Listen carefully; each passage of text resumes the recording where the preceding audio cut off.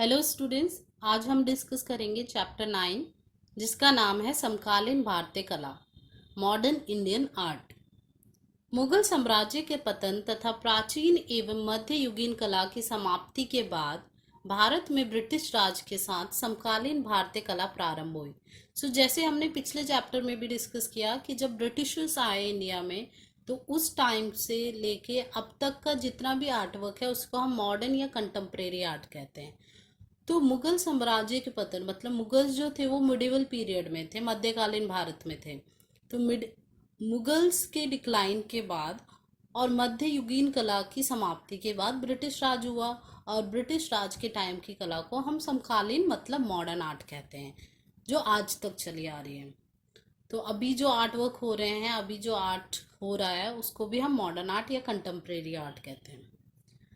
राजा रवि वर्मा, अवनींद्रनाथ टैगोर, अमृता शेरगिल, रविंद्रनाथ टैगोर तथा जैमिनी रॉय, इन सब का नाम हमने पिछले चैप्टर में पढ़ा है। ये सभी समकालीन भारतीय कला के पुरोगामी कलाकार हैं। तो मतलब पहले पहले जब समकालीन भारतीय कला स्टार्ट हुआ, मॉडर्न आर्ट स्टार्ट हुआ, तो ये जो थे ये इनिशियल आर्टिस्ट थे। ये युवा कलाकार पाश्चात्य कला के आंदोलनों से बखूबी परिचित थे। मतलब ये है कि ये जो कलाकार थे इन सबको वेस्टर्न आर्ट के बारे में भी पता था। जर्मन अभिव्यक्तिवाद, घनवाद तथा अति यथार्थवाद, जैसे क्यूबिज्म और यथार्थवाद, अति यथार्थवाद, ये सारे आपने पढ़े हुए हैं। तो इन सब से ये कलाकार जो थे वो अवगत थे। ने इन युवा कलाकारों की कला पर बहुत प्रभाव छोड़ा। इसका मतलब ये इन कला की टाइप से प्रभावित हुए और उनको अपने आर्टवर्क में डाला, परंतु साथ ही अपनी भारतीय पहचान बनाए रखने का उनका प्रयास चलता रहा। इसका मतलब है उन्होंने वेस्टर्न आर्ट से बहुत कुछ सीखा, अपने बहुत कुछ काम किए वेस्टर्न आर्ट को लेके, बट उन्होंने भारतीय कला को भी नहीं छोड़ा। इस स्तर पर पाश्चात्य तकनीक तथा भारतीय अध्यात्मवाद का मिलन भारतीय कला का मूल भाव रहा। तो इस टाइम का जो है वेस्टर्न आर्ट और इंडियन आर्ट दोनों का मिश्रण हो रहा था। पाश्चात्य विधियां तथा सामग्री के प्रयोग के साथ साथ उन्होंने भारतीय मतलब पूर्वी, ईस्ट में है भारत इसलिए हम बोलते हैं ईस्टर्न, और वेस्टर्न यूरोप और फिर यूएसए वगैरह, इनके लिए वेस्टर्न यूज किया जाता है, western India, western countries. Okay, तो भारतीय मतलब पूर्वी तरीकों के प्रयोग का प्रयास जारी रखा। जो ईस्ट में, ईस्टर्न कंट्रीज में जो प्रयोग हो रहे थे, जो आर्ट वर्क जिस तरीके से बनाए जाते थे, तो उनका भी प्रयोग जारी रखा, और western art works, western art types भी सीखे। लकड़ी पर कारीगरी, अश्वमुद्र तथा अम्ल लेखन मतलब प्रिंट पर काफी प्रयोग किए गए। कोलकाता ग्रुप के कलाकार जैसे कि प्रदोष दास गुप्त, प्राण किशनपाल, निरोध मजूमदार, परितोष सेन तथा कुछ अन्य कलाकारों ने 1943 में अपनी पहली प्रदर्शनी लगाई, मतलब एग्जीबिशन लगाई इस टाइम की मॉडर्न आर्ट की। तदुपरांत मतलब उसके बाद 1947 में बम्बई के प्रगतिशील कलाकार जैसे कि FN सोजा, रजा, MF हुसैन, AH अरा आदि ने अपनी कलाकृतियों की प्रदर्शनी लगाई। ये भी मॉडर्न इंडियन आर्टिस्ट हैं। एक तरफ कुछ कलाकार पाश्चात्य शैली के साथ कुछ प्रयोग कर रहे थे, मतलब एक्सपेरिमेंट्स कर रहे थे। पाश्चात्य मतलब वेस्टर्न कला के साथ, वेस्टर्न कलाकार, वेस्टर्न जो शैली थी, टाइप्स थी कला की, उनके साथ प्रयोग कर रहे थे, मतलब उनको यूज करके कुछ एक्सपेरिमेंट कर रहे थे। दूसरी ओर कुछ कलाकार जैसे कि विनोद बिहारी मुखर्जी, राम किंकर वेज, सैलोज मुखर्जी, ये सब जापानी कला तथा लोक कला, इंडियन जो फोक आर्ट था, इस तरफ अपना रुझान दिखलाते थे। बंगाल विचारधारा के दो कलाकारों देवी प्रसाद राय चौधरी तथा सरोदा उकील ने भारत के उत्तर तथा दक्षिणी भागों में आधुनिक कला आंदोलन को शुरू करने में महत्वपूर्ण भूमिका निभाई। तो मॉडर्न आर्ट को इन लोगों ने, दक्षिण मतलब साउथ एंड उत्तर मतलब नॉर्थ, तो दोनों तरफ फैलाया।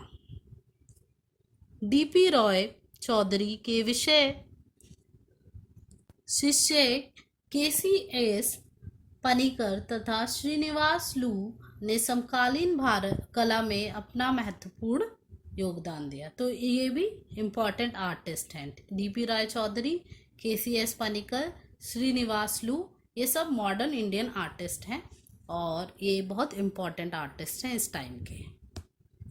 तो इस चैप्टर में हम 4 आर्टवर्क डिस्कस करेंगे। पहला हमारा आर्टवर्क है व्हर्लपूल, तो शीर्षक है व्हर्लपूल, कलाकार हैं कृष्णा रेड्डी, समय 1962, आकार 37.5 सेंटीमीटर बाय 49.5 सेंटीमीटर, माध्यम क्या है, कागज पर उत्कीर्ण आकृति। उत्कीर्ण आकृति का मतलब होता है प्रिंट मेथड यूज किया है यहाँ पे। तो इंटैग्लियो जो होता है वो एक प्रिंटिंग मेथड होता है, उसको यूज किया है ऑन पेपर। सामान्य विवरण, चित्र मुद्रण मतलब प्रिंट मेकिंग बहुत लोकप्रिय कला है जिसे पाश्चात्य कलाकार कई शताब्दियों से प्रयोग करते रहे हैं। तो ये एक बहुत ही पॉपुलर कला का टाइप है और वेस्ट में ये बहुत ज़्यादा होता था, वेस्टर्न आर्ट है मेनली। भारतीय कलाकारों ने चित्र मुद्रण में 19वीं शताब्दी के अंत से ध्यान देना तथा रुचि दिखलाना शुरू किया। तो भारत में कब से स्टार्ट हुआ, 19वीं शताब्दी के अंत से। बहुत से भारतीय कलाकारों ने अम्ल लेखन, एचिंग, ये भी एक टाइप है प्रिंट की, ड्राई पॉइंट, एक्वेटिंट, इंटैग्लियो, लिथोग्राफी, लियोग्राफी, ये सारे प्रिंटिंग के मेथड्स हैं का प्रयोग अपने चित्रों में किया है। मुद्रण मतलब प्रिंट मेकिंग का मुख्य लाभ यह है कि किसी भी चित्र की कितनी भी प्रतिलिपियां उपलब्ध हो सकती हैं, तो एक चित्र की कई कॉपीज मिल सकती हैं। तो प्रिंट मेथड का ये एडवांटेज है, लाभ है। राजा रवि वर्मा के चित्रों की लोकप्रियता का कारण यही था कि उन्होंने रंगीन शिलामुद्र तकनीक से अपने चित्रों की बहुत सी प्रतियां उपलब्ध कर ली। तो उन्होंने प्रिंट में कलर्स यूज करके अपने जो कलाकृतियां थी उनकी बहुत सारी प्रतिलिपियां बनाई। कृष्णा रेड्डी अपने समय के सबसे अधिक प्रसिद्ध प्रिंट मेकर माने जाते हैं। वह कला भवन, विश्व भारती तथा शांति निकेतन के विद्यार्थी रहे थे। व्हर्लपूल मतलब भंवर कृष्णा रेड्डी की सबसे प्रसिद्ध कृति है, आर्टवर्क है। इसे उत्कीर्ण मतलब इंटैग्लियो पद्धति से बनाया गया है, मेथड से बनाया गया है। यह उभार पद्धति के एकदम विपरीत है, उभारा नहीं जाता इसमें, उसके विपरीत ऑपोजिट है, क्योंकि प्लेट का धरातल स्वयं प्रिंट नहीं करता, क्योंकि खुदे हुए हिस्सों में स्याही भर जाती है। तो जो खुदे हुए हैं इससे उनमें स्याही भर जाती है। चित्र की रूपरेखा तांबे या जस्ता मतलब जिंक की प्लेट पर रेखाओं के रूप में उभारी जाती है। चित्र जो बनाना चाहते हैं उसको उभारा जाता है, पहले निकाला जाता है किसमें, जिंक की या जो तांबे की प्लेट में। इस पर स्याही का प्रयोग होता है और उसके बाद उसे किसी कठोर पदार्थ से खुरच दिया जाता है। तो उस चीज को खुरच दिया जाता है जो कि हमें प्रिंट देना है। एक गीले कागज को उस प्लेट पर लगाकर मशीन से दबाया जाता है जिससे उसकी आकृति उभर आती है।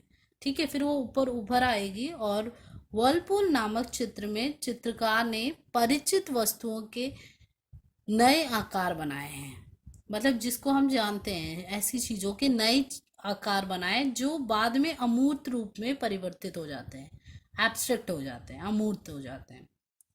इस चित्र में कलाकार का मुख्य उद्देश्य प्रकृति के प्रभाव को चित्रित करना था, नेचर को दिखा रहे हो यहाँ पे। चित्र के अनुसार सभी कुछ अंतरिक्षीय भंवर में खो जाते हैं, तो अंतरिक्षीय भंवर दिखाया गया है, मतलब स्पेस दिखाया गया है यहाँ पे। इस चित्र में वस्तुओं का प्रतिबिंब सादृश्य मूलक नहीं है, यद्यपि कुछ प्रतिबिंबों जैसे सितारे, मतलब सादृश्य मूलक मतलब जो दिख रहा है वैसे, जो जैसा हमें दिखता है वैसा नहीं है। प्रतिबिंब हमें थोड़े से लग रहे हैं कि सितारों के, फूल तथा बादलों को स्पष्ट रूप से पहचाना जाना मुश्किल है, बट उनके प्रतिबिंब दिखाई देते हैं। कृष्ण रेड्डी के मूर्तिकला के क्षेत्र के पूर्व अनुभव से उभार किस्म उत्कीर्ण की आकृति के अर्थ एवं प्रभाव को समझने में सहायता मिलती है। तो कृष्ण रेड्डी जो थे वो एक मूर्ति कलाकार भी थे, मूर्तियां भी बनाते थे, मूर्तिकार भी थे।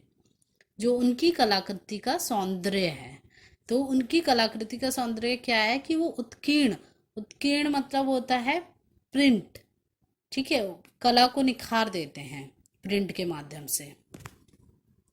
तो इसमें हमारे कुछ क्वेश्चंस दिए गए हैं, क्वेश्चंस बनते हैं। पहला क्वेश्चन है, कलाकारों द्वारा प्रयुक्त मुद्रण तकनीक के बारे में लिखिए। मतलब मुद्रण तकनीक मतलब प्रिंट मेकिंग या प्रिंट मेथड के बारे में आपको बताना है।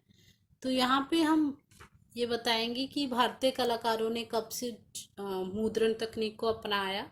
तो भारतीय कलाकारों ने चित्र मुद्रण में 19वीं शती के अंत से ध्यान देना तथा रुचि दिखलाना शुरू किया, और भारतीय कलाकारों ने अम्ललेखन, ड्राई पॉइंट, एक्विटिंट, इंटाग्लियो, लिथोग्राफी, लियोग्राफी, इस तरीके की प्रिंटिंग टेक्निक्स को यूज किया। ठीक है, फिर नेक्स्ट क्वेश्चन हमारा है, कृष्णा रेड्डी ने वर्लपूल नामक चित्र में किस मुद्रण तकनीक को अपनाया है। तो इन्होंने इंटाग्लियो मतलब उत्कीर्ण की पद्धति तकनीक को अपनाया है। नेक्स्ट है, कृष्णा रेड्डी के चित्र वर्लपूल के बारे में क्या जानते हैं, 2 लाइन में लिखिए। तो हमें बताना है कि वर्लपूल क्या है, उसमें क्या दिखाया गया है। तो वर्लपूल नामक चित्र में कृष्ण रेड्डी ने परिचित वस्तुओं के नए आकार बनाए हैं जो बाद में अमूर्त रूप से परिवर्तित हो जाते हैं।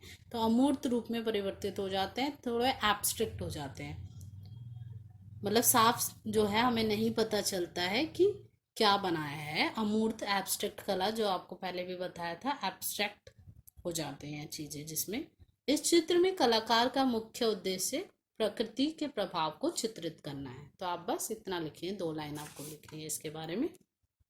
तो ये थे हमारे 3 क्वेश्चन। हमारा दूसरा आर्टवर्क है मेडिवल सेंट्स, मेडिवल पीरियड, ठीक है, मध्यकाल। मेडिवल सेंट्स, सेंट्स होते हैं संत लोग।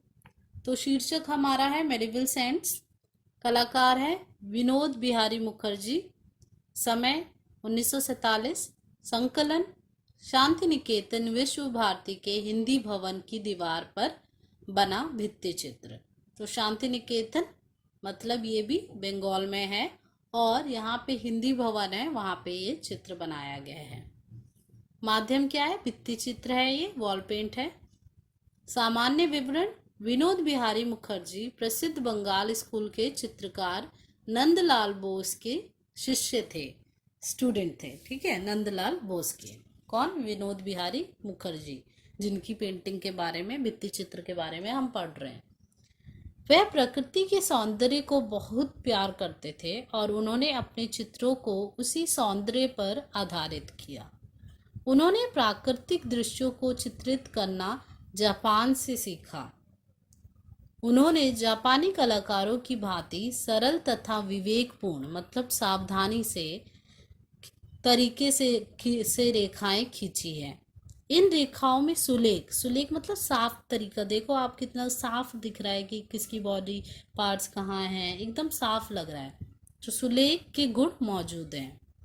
विनोद बिहारी की आंखें बचपन से ही कमजोर थी और जीवन के अंतिम चरण में वह अंधे हो गए थे, परंतु ना तो युवा काल में आंखों की कमजोरी और ना ही जीवन के अंतिम चरण में हुए अंधापन उनकी सर्जनात्मक शक्ति को प्रभावित कर सका। सर्जनात्मक शक्ति क्या होती है, क्रिएटिविटी। सारे जीवन वह विभिन्न माध्यमों के साथ प्रयोग करते रहे, मतलब उन्होंने डिफरेंट मीडियम्स यूज करे और उनके साथ एक्सपेरिमेंट करते रहे। अपने अंधेपन के बावजूद उन्होंने शांति निकेतन के कला भवन की दीवार पर भित्ति चित्र बनाया, ठीक है, दीवार पर वॉल पेंट किया। ये भित्ति चित्र हमें वहीं पे मिलता है, शांति निकेतन विश्व भारती के हिंदी भवन की दीवार पर। सो द मिडिवल सेंट्स नामक भित्ति चित्र विनोद बिहारी मुखर्जी के द्वारा हिंदू भवन की दीवार पर बनाया गया है, जिसमें भित्ति चित्र तकनीक का प्रयोग किया गया है, फ्रेस्को। ठीक है, फ्रेस्को का आपको टेक्निक के बारे में आपको पहले बता दिया गया है, तो फ्रेस्को टेक्निक का यूज़ किया गया है। यह दीवार पर बनाए जाने वाले भित्ति चित्रों को बनाने की एक पद्धति है, जिसमें रंगों की पिगमेंट्स को पानी में मिलाया जाता है, मतलब कलर्स को पानी में मिलाया जाता है, ताकि चूने के प्लास्टर के आधार को गीला किया जा सके, बेस को गीला किया जाए। फिर इस पद्धति में रंग दीवार का एक अंश बन जाता है, मतलब पार्ट बन जाता है, जिस कारण उस रंग का स्थायित्व बढ़ जाता है, मतलब टाइम पीरियड वो बढ़ जाता है, क्योंकि वो उसका पार्ट बन जाता है, दीवार का ही पार्ट बन जाता है। द मिडिवल सेंट्स एक भित्ति चित्र है जिसमें भारत के विभिन्न धर्मों के संतों को दिखाया गया है, चित्रित किया गया है। दीवार के आकार के अनुसार ही इस भित्ति चित्र को बनाया गया है। जितना साइज है दीवार का, वैसे उस तरीके से ही बनाया गया है इस चित्र को। चित्र का संयोजन दीवार के आकार एवं आकृति के अनुसार ही किया गया है। लंबी होती मानवीय आकृतियां एक बहती नदी की गति की तरह लय और ताल में दिखाई देती है। तो सिस्टमेटिक उन्होंने बनाया, रिदमिक है। इन मानवीय विशेषताओं वाली आकृतियों को देखकर गोथिक चर्च की दीवार पर बनी हुई मूर्तिकला की याद आती है। चित्र में लंबी आकृतियों की ऊर्ध्वता को प्रभावी तरीके से दिखाया गया है। तो जो लंबी आकृति हैं वो कितनी साफ है और स्ट्रेट है, उस तरीके उसको दिखाया गया है प्रभावी तरीके से। छोटी आकृतियों को समतल स्तर पर दिखाकर इन आकृतियों का संतुलन दिखाया गया है। संतुलन मतलब बैलेंस किया गया है। आकृतियों की लंबाई उनकी आध्यात्मिक महानता की द्योतक है, मतलब उनकी आध्यात्मिक जो उनकी नॉलेज थी, सेल्फ नॉलेज, उसका परिचय करती है। कितने महान, कितने ग्रेट सोल्स थे ये लोग, सेंट्स। इसी प्रकार छोटी आकृतियां प्रतिदिन के क्रियाकलापों में व्यस्त आम लोगों की प्रतिनिधित्व करती है। देखो, जो छोटी आकृतियां हैं वो आम लोग हैं, जो कि सेंट्स नहीं थे, वो छोटे छोटे लोग हैं। मतलब यहाँ पे ये इसलिए दिखाया गया है कि जो बड़े, जो सेंट्स लोग होते हैं, जो जिनको सेल्फ नॉलेज हो जाती है, तो वो कितने अंदर से वो कितने भर जाते हैं, कितने बड़े हो जाते हैं। मतलब वो भगवान के बहुत, जिसने बनाया है सब कुछ, उसके बहुत करीब हो जाते हैं। और बाकी जो आम लोग हैं वो वही अपनी दिनचर्या में लगे हुए हैं, अपने प्रतिदिन की दिनचर्या में लगे हुए हैं, इसलिए उनका साइज जो है, हाइट जो है, छोटी बनाई गई है। इस चित्र में रेखाएं प्रभावशाली प्रतीत होती हैं, पावरफुल, परंतु रंगों का प्रयोग सीमित रूप में किया गया है। थोड़े ही रंग यूज किए गए हैं, बहुत ज्यादा रंग यूज नहीं किए गए। मुख्यतः भूरे, पीले, गेरुए तथा मिट्टी के रंगों का प्रयोग किया गया है। तो ये मेन रंग है जिनका यूज हुआ है चित्र में, भित्ति चित्र में। सो इसमें 4 क्वेश्चंस हैं। पहला क्वेश्चन है हमारा, विनोद बिहारी के अध्यापक तथा उनके शिक्षा के स्थानों के बारे में लिखिए। तो उनके अध्यापक कौन थे? विनोद बिहारी जी के बंगाल स्कूल के कलाकार नंदलाल बोस उनके अध्यापक थे। भित्ति चित्र तकनीक के बारे में 2 पंक्तियां लिखी हैं। तो भित्ति चित्र यह एक तरीका है जिसमें रंगों के पाउडर के रूप में पिगमेंट्स को पानी में मिलाया जाता है और उसे ताज़ा चूने के प्लास्टर में लगाया जाता है। पहले रंगों को पानी में मिलाया जाता है और फिर प्लास्टर के साथ उसको दीवार पर लगाया जाता है। नेक्स्ट क्वेश्चन है, मेडिवल सेंट्स नामक भित्ति चित्र में किन रंगों का प्रयोग किया गया है? ये हमने अभी डिस्कस किया। मुख्यतः भूरे, पीले, गेरुए तथा मिट्टी के रंगों का प्रयोग किया गया है। नेक्स्ट क्वेश्चन, विनोद बिहारी की शारीरिक समस्याएं क्या थी? तो शारीरिक उनकी समस्याएं या उनकी प्रॉब्लम यही थी कि उनकी आंखें बहुत कमज़ोर थी, तथा बाद में वे अंधे भी हो गए थे। नेक्स्ट हमारा आर्टवर्क है वर्ड्स एंड सिंबल्स। शीर्षक क्या होगा? Words and symbols. कलाकार हैं KCS पनिकर। माध्यम लकड़ी के बोर्ड पर तैलीय रंग, ऑयल पेंट। आकार है 43 सेंटीमीटर बाय 124 सेंटीमीटर। समय 1965। सामान्य विवरण। दक्षिण भारत में समकालीन कला के आंदोलन के प्रणेता मतलब क्रिएटर के रूप में KCS पनिकर को जाना जाता है। तो दक्षिण मतलब साउथ में इन्होंने मॉडर्न आर्ट को स्टार्ट किया था। तो प्रणेता का मतलब होता है creator, who starts something, okay, creates something. Way Madras school of art में बंगाल विचारधारा के गुरु DP राय चौधरी के शिष्य थे। तो मतलब मद्रास में थे, स्कूल ऑफ आर्ट में थे, मद्रास स्कूल ऑफ आर्ट में थे, साउथ में थे। और बट उनके जो गुरु थे वो DP राय चौधरी थे, जो कि बंगाल विचारधारा से थे, बंगाल स्कूल ऑफ आर्ट। उन्हें अपने जीवन यापन के लिए बहुत से विषम कार्य करने पड़े।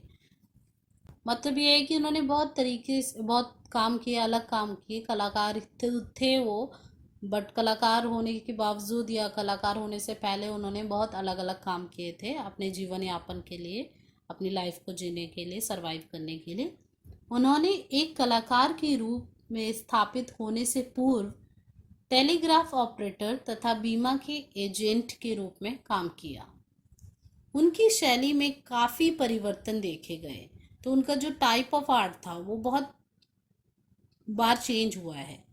उन्होंने बहुत सारी तरीके के टाइप ऑफ आर्ट्स, मतलब जो शैलियाँ हैं, उनकी शैलियाँ बहुत बार चेंज हुई है। वे यथार्थवाद मतलब रियलिज्म से प्रारंभ करके ज्यामितीय शैली तक पहुंचे हैं, ज्योमेट्रिकल शेप्स। उन्होंने एक अध्यापक के रूप में बहुत से दक्षिण के कलाकारों को प्रशिक्षित एवं प्रोत्साहित किया। उन्होंने चेन्नई के पास चोलामंडलम नामक भारत के प्रथम कलाग्राम की स्थापना की। तो चोलामंडलम जो है एक विलेज का नाम है, कलाग्राम उन्होंने पहला स्थापित किया। कहाँ पे? चेन्नई में। प्रस्तुत चित्र उनकी चित्र श्रृंखला, एक सीरीज निकालते हैं एक के बाद एक, उसी टाइप की, उसी शैली के चित्र। तो उनकी जो श्रृंखला थी, चित्र श्रृंखला, जिसका नाम है शब्द और प्रतीक, उसी का एक पार्ट है ये। यह अपने में बिल्कुल भिन्न प्रकार का प्रयोगात्मक कार्य है, एक्सपेरिमेंटल, जिसमें सुलेख के स्थान को भरा गया है। तो सुलेख से सारा स्थान भर दिया गया है, ठीक है, राइटिंग से। पनिकर ने गणित के चिन्हों, अरबी आकृतियों तथा रोमन एवं मलयालम लिपि के प्रयोग से ऐसी आकृति पैदा की है जो देखने में जन्म पत्रिका जैसी लगती है। लग रही है ना जन्म पत्रिका जैसी। तांत्रिक प्रतीकात्मक रेखा लेखों का प्रयोग भी किया गया है। तो आप देख सकते हैं जैसे तांत्रिक चित्र होते हैं, उनको रेखा लेखों को भी उन्होंने यहाँ पे प्रयोग किया है। इन चित्रों में रंगों का प्रयोग नाम मात्र है ना, एक ही रंग यूज है। तो रंगों का प्रयोग जो है वो नाम मात्र के लिए है बस। तो इसमें 3 क्वेश्चन है। पहला हमारा क्वेश्चन है, दक्षिण भारत कला क्षेत्र में KCS पनिकर का क्या योगदान है? योगदान मतलब उनका क्या कंट्रीब्यूशन है। तो वह दक्षिण में समकालीन कला के विकास में अग्रणी तथा प्रभावशाली कलाकार थे। तो जो KCS पनिकर थे, उन्होंने दक्षिण में, साउथ इंडिया में समकालीन कला, मॉडर्न आर्ट को अग्रसर किया और उनको मॉडर्न आर्ट को प्रभावशाली बनाया। चोलामंडलम क्या है? उसका पनिकर के साथ क्या संबंध है? तो चोलामंडलम जो है एक कलाग्राम है जो कि उन्होंने चेन्नई के निकट चोलामंडलम नामक भारत के प्रथम कलाग्राम की स्थापना की। किन्होंने की? KCS पनिकर। पनिकर के सूचीकृत चित्रों पर 2 पंक्तियां लिखी हैं। सूचीकृत मतलब वही श्रृंखला, सीरीज। वर्ड्स एंड सिंबल्स का ऐसा प्रयोग है जिसमें सुलेख द्वारा स्थान को भरा गया है। तो उनके जो सूचीकृत चित्र है, सीरीज जो है उनकी वर्ड्स एंड सिंबल्स, उसमें ऐसा सुलेख का प्रयोग किया गया है और पूरी चित्र को, पूरे आर्टवर्क को सुलेख से भरा गया है। सो अब हमारा फोर्थ जो आर्टवर्क है उसका नाम है landscape in red.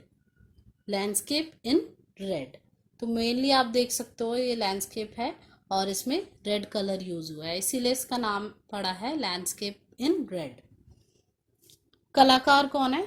Francis Newton सोजा। सोजा जो कि एक बहुत ही जाने माने मॉडर्न आर्टिस्ट हैं। समय 1961। आकार है 78.7 सेंटीमीटर बाय 132.1 सेंटीमीटर। माध्यम तैलीय रंग, ऑयल पेंट। संकलन कहाँ रखा गया है? जहांगीर निकलसन संग्रहालय, तो ये मुंबई में है, महाराष्ट्र में। सामान्य विवरण: एफ.एन. सोजा का जन्म गोवा में हुआ था तथा उनका लालन पालन मुंबई में हुआ। उन्हें स्कूल से निष्कासित कर दिया गया था, हटा दिया गया था। तब उन्होंने जे स्कूल ऑफ आर्ट्स में प्रवेश लिया। उन्हें 1945 में वहां से भी निष्कासित कर दिया गया। वे कोई रिच फैमिली से नहीं थे, वो बहुत एक मिडिल क्लास हम कह सकते हैं, या निम्न मिडिल क्लास जो होती है, तो उस फैमिली से बिलोंग करते थे, तो वो ज़्यादा टाइम तक वो एजुकेशन नहीं ले पाए।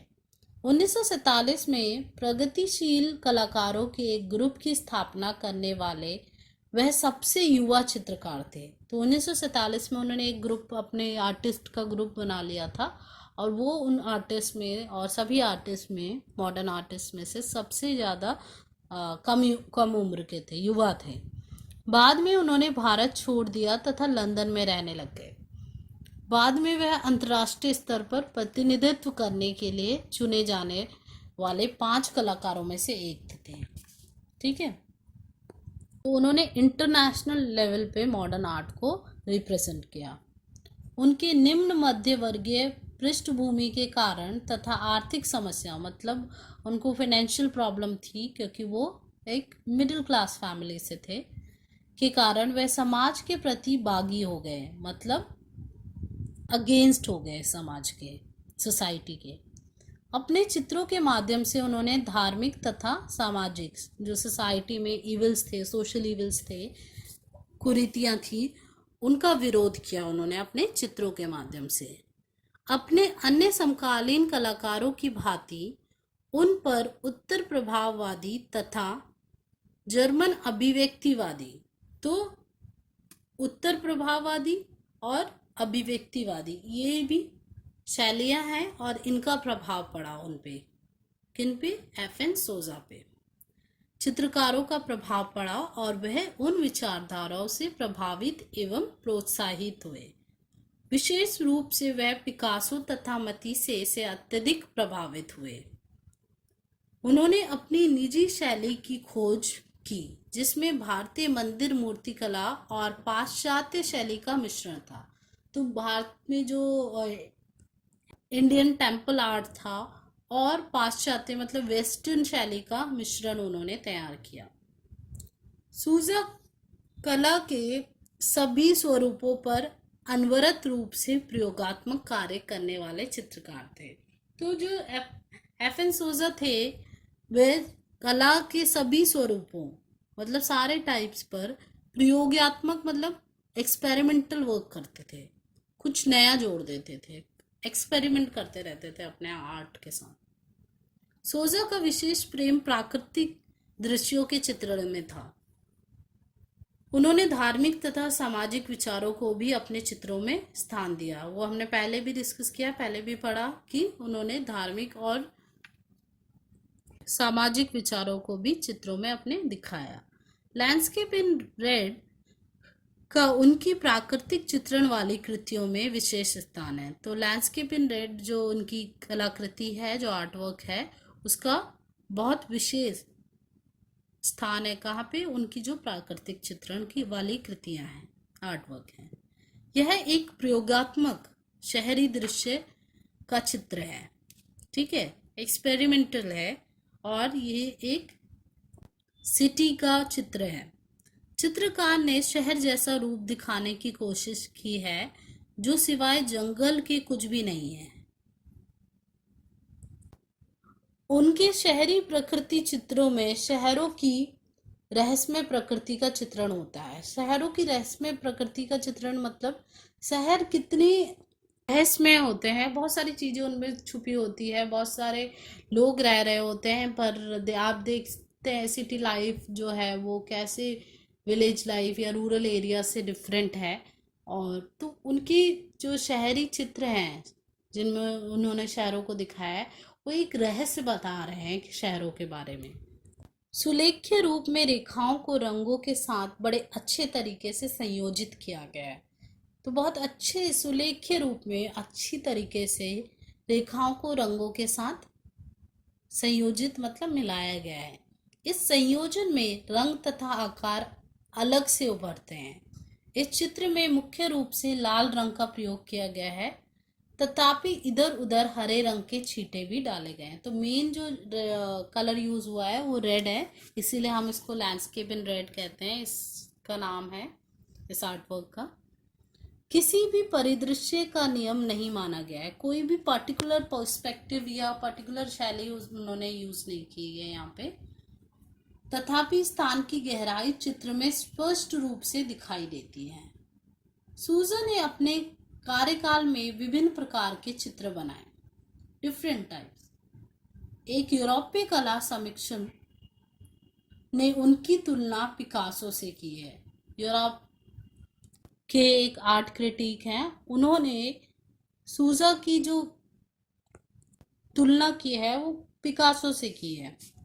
पैब्लो पिकासो, जिनके बारे में हमने पिछले चैप्टर में पढ़ा है, मतलब चैप्टर 7 में पढ़ा है, जिन्होंने मैन विद वायलिन वो आर्ट वर्क बनाया था।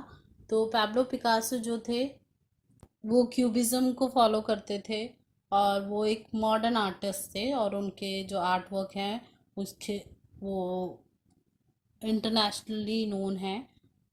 उसी तरीके से सूजा को भी कंपेयर किया जाता है पिकासो से। तो सूजा जो है वो कौन है? एफएन सोजा। तो एफएन सोजा को हम सूजा भी कहते हैं। चलिए क्वेश्चंस डिस्कस कर लेते हैं। इसमें 4 क्वेश्चंस दिए हैं।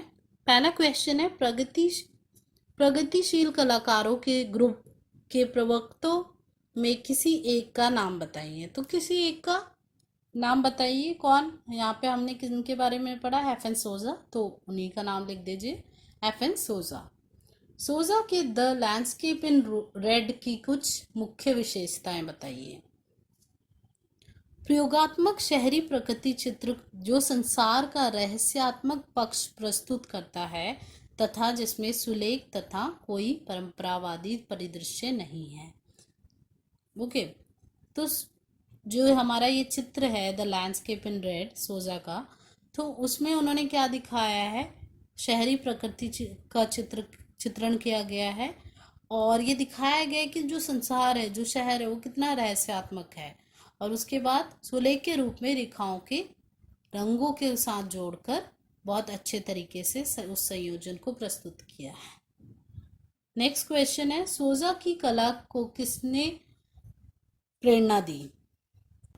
तो वो पिकासो तथा मतीसे से प्रभावित थे, तो उन्होंने उनको प्रेरणा दी। सोजा विदेश में किन शहरों में रहे? तो लंदन तथा न्यूयॉर्क दोनों शहरों में रहे हैं। So students, this is the end of the chapter. Please revise the chapter. Question answers practice करिए and all the best. One more thing I want to say that हमने थियोरी पार्ट पूरा complete कर लिया है। तो 9 chapters थे इसमें, हमने 9 के 9 चैप्टर्स कंप्लीट कर लिए। आप किसी भी वीडियो को दोबारा देख सकते हैं और अपने चैप्टर्स को रिवाइज कर सकते हैं। So take care, good bye.